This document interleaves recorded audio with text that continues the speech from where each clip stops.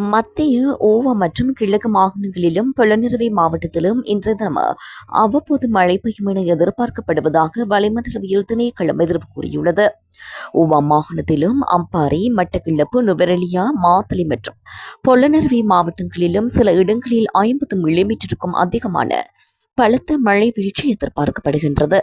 வடக்கு மாகாணத்திலும் அனுராதபுரம் மற்றும் ஹம்மந்தோட்டை மாவட்டங்களிலும் அடிக்கடி மழை பெய்யக்கூடும்.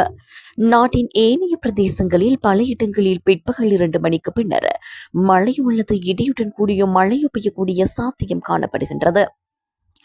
சப்ரகமுவ மாகாணத்திலும் களுத்துறை, காலி மற்றும் மாத்திரை மாவட்டங்களிலும் சில இடங்களில் 50 மில்லிமீட்டருக்கும் அதிகமான ஓரளவு பலத்த மழை வீழ்ச்சி எதிர்பார்க்கப்படுகின்றது.